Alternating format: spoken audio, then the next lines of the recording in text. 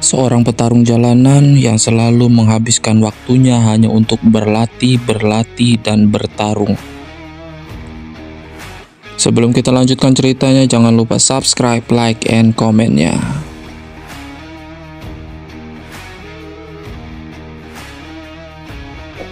Diawali dengan kisah seorang petarung yang selalu mengabdikan dirinya terhadap pertarungan demi pertarungan, karena memang keahliannya adalah seni bela diri. Tetapi ia melakukan pertandingan demi pertandingan itu di dalam arena yang ilegal. Karena pertarungan yang ia lakukan tidak resmi dan selalu dirahasiakan. Karena dia adalah seorang napi atau mantan narapidana yang memiliki ilmu bela diri yang cukup mengerikan.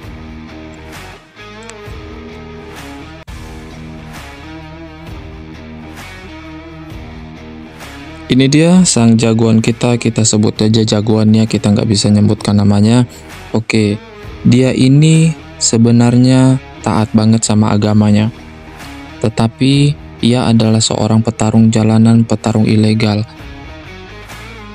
Ia mendapatkan kabar berita yang baik saat itu dari sang manajer yang mengatakan ia akan mengikuti pertarungan legal setelah ia mengalahkan petarung ia malam ini. Ya, sang manajer mengingatkan bahwa lawannya itu cukup kejam dan hampir menyamai keahlian dengan dirinya.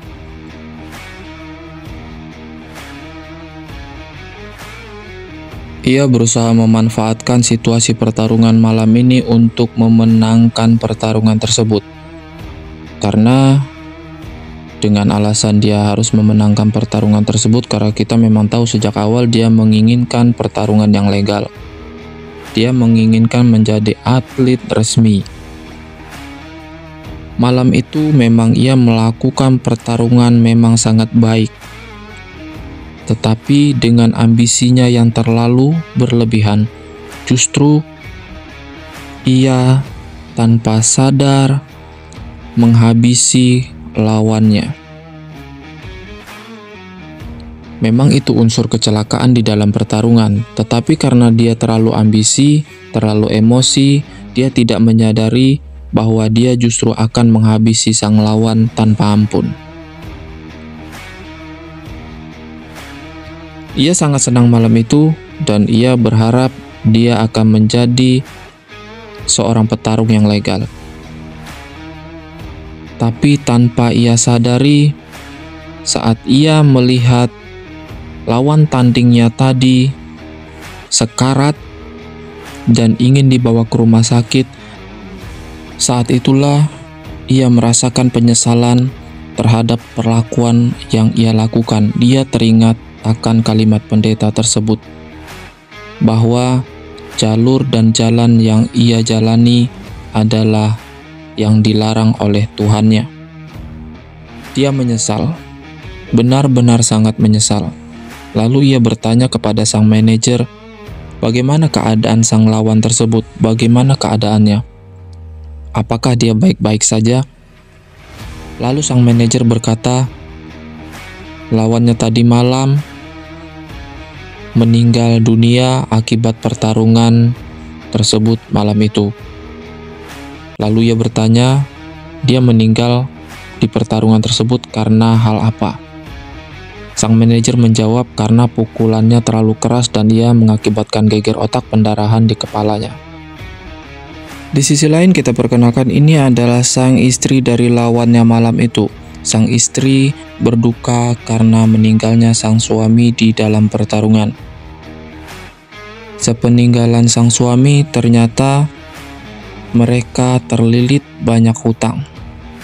Nah, ini kita perkenalkan tadi, yang itu adalah, kita perkenalkan aja namanya penjahat ya.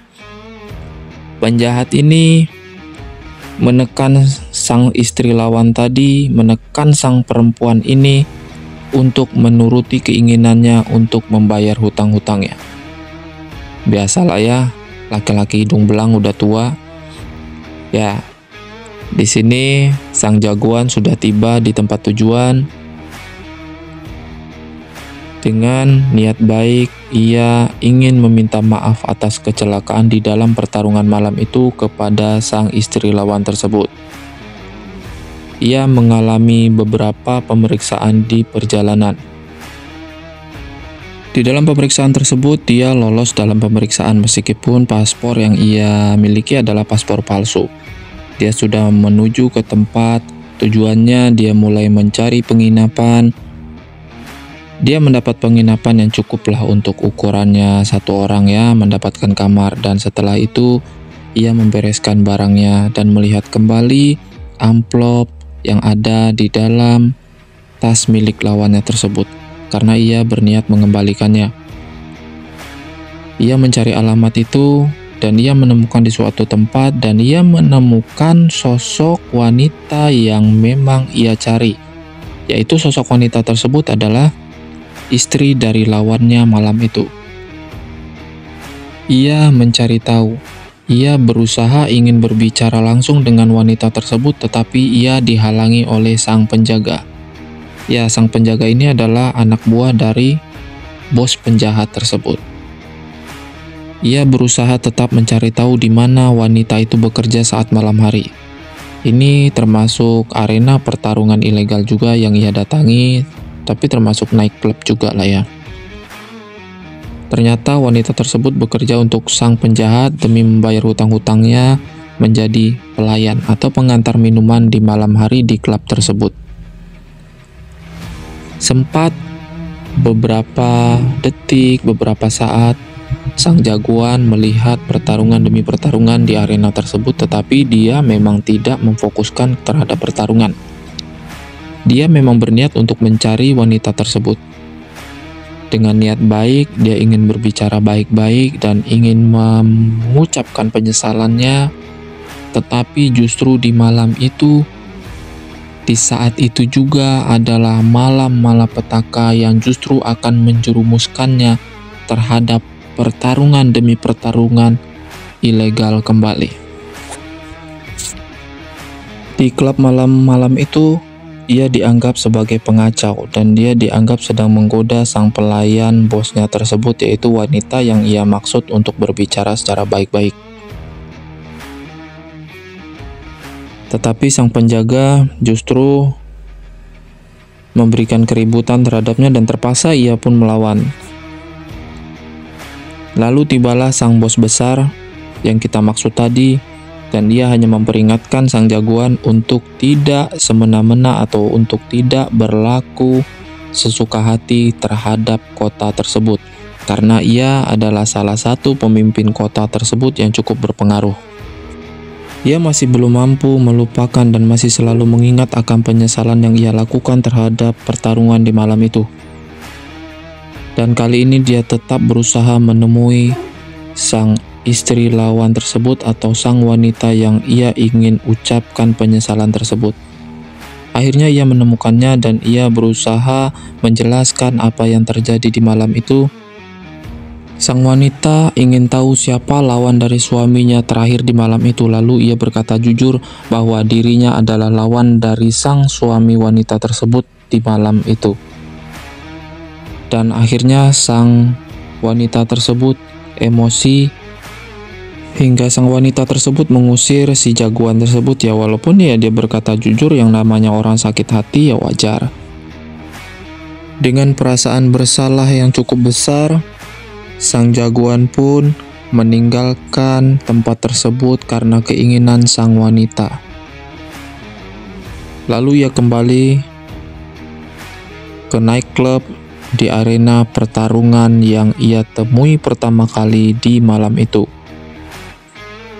Dan ia berniat untuk melunasi hutang sang wanita dengan cara ingin mengikuti pertarungan dan ingin bekerja dengan si bos besar tersebut. Dengan perjanjian 3 pertarungan yang ia lakukan, kalau memang ia menang di dalam 3 pertarungan tersebut, maka hutang terhadap wanita tersebut akan dianggap lunas jika memang sang jagoan mampu memenangkan 3 pertarungan. Dan sang bos besar pun menyetujui persyaratan dan perjanjian tersebut.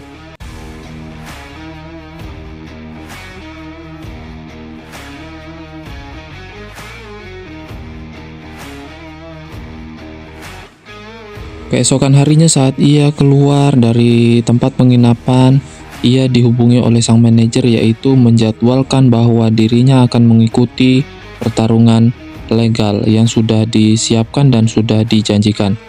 Tetapi ia bilang itu tidak masalah, dia akan datang. Dan ini adalah hari pertama dia akan mengikuti latihan di tempat sang bos besar tersebut, ya, di tempat bos penjahat tadi yang kita bilang, ya.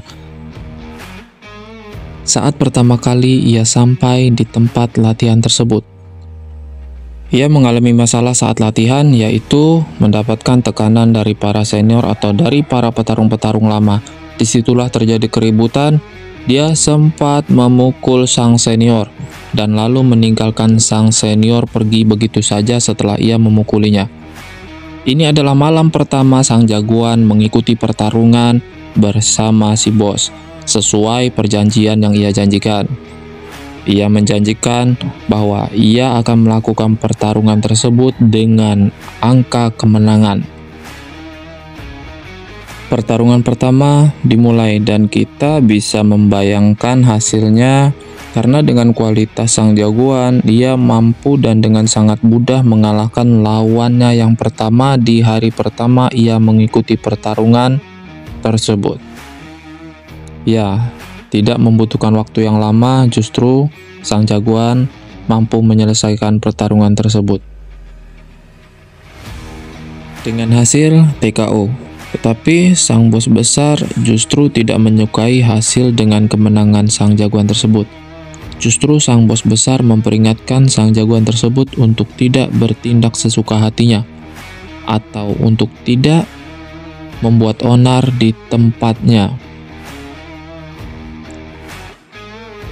Hari berikutnya, sang jagoan kembali ke asrama di mana tempat sang wanita tersebut berada. Dan sang jagoan meminta tempat latihan, karena di tempat ia latihan di tempat si bos besar itu sangat mengganggu.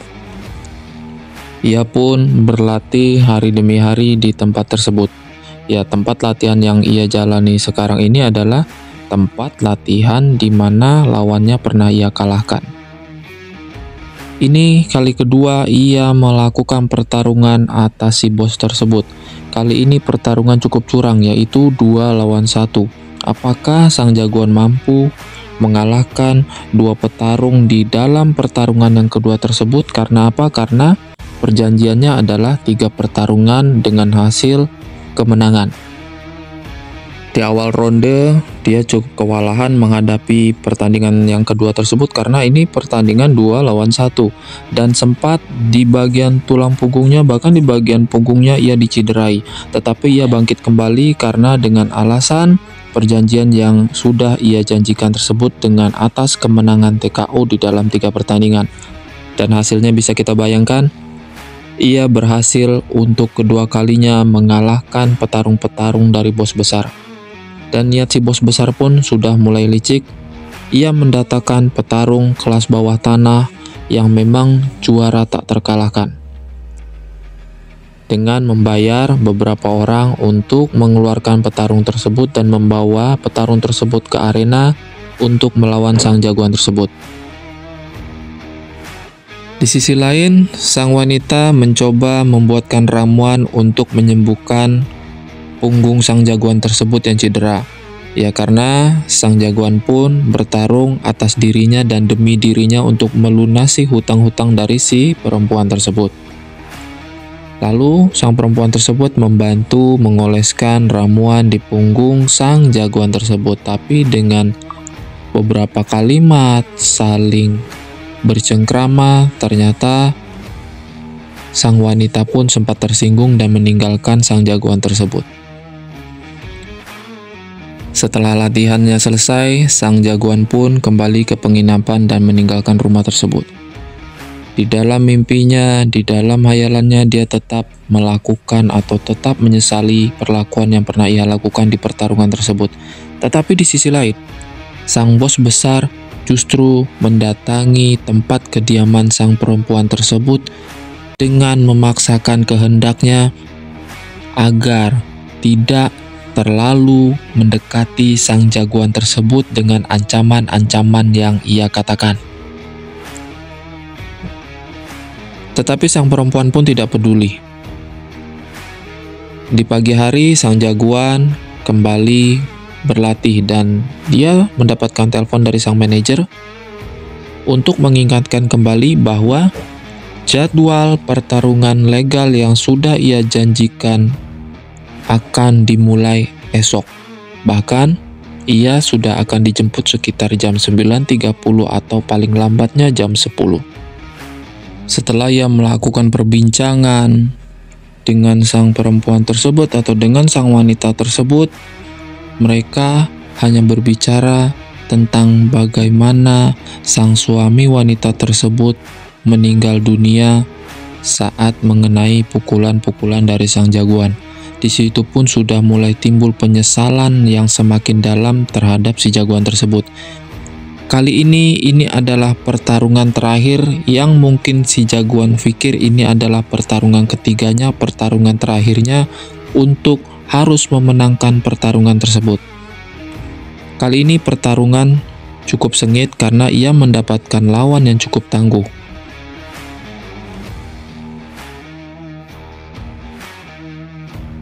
Di pertarungan kali ini, tetap kita bisa menilai sang jagoan sanggup dan mampu mengimbangi perlawanan tersebut meskipun punggungnya kembali dicederai oleh lawannya. Tetapi saat ronde akhir dia mampu membalikkan keadaan dan ia mampu memenangkan pertandingan tersebut dengan telak, sehingga sang lawan tidak mampu bergerak kembali. Justru atas dasar kemenangan ketiganya tersebut, sang bos besar tidak menyukainya, benar-benar tidak menyukai hasil pertarungan tersebut. Dan akhirnya niat si bos pun terkabulkan. Sang juara bertahan, petarung bawah tanah yang kita ingatkan di awal tadi, akan datang dan justru melawan sang jagoan tersebut. Karena sang bos besar ingkar terhadap 3 pertarungan yang pernah mereka sepakati dan yang pernah mereka janjikan. Di sini mulailah timbul perdebatan. Tanpa pikir panjang kembali, sang jagoan akhirnya memutuskan untuk mengikuti keinginan si bos besar, yaitu mengikuti pertarungan berikutnya untuk mengalahkan sang petarung bawah tanah yang memang ini adalah petarung andalan si bos besar yang belum pernah terkalahkan. Kita bisa melihat sang jagoan babak belur karena memang sudah kehabisan tenaga, tetapi ia bangkit karena alasan ia harus menyelesaikan pertarungan tersebut untuk membayar hutang-hutang dari sang wanita tersebut dan demi membebaskan sang wanita tersebut dari tekanan si bos besar. Dengan semangat juang tersebut, sang jagoan mampu mengalahkan lawan yang cukup besar tersebut yang kita bilang juara bertahan yang cukup kejam. Di akhir-akhir ronde, dia menyelesaikan lawannya tersebut sampai keluar di arena ring tersebut.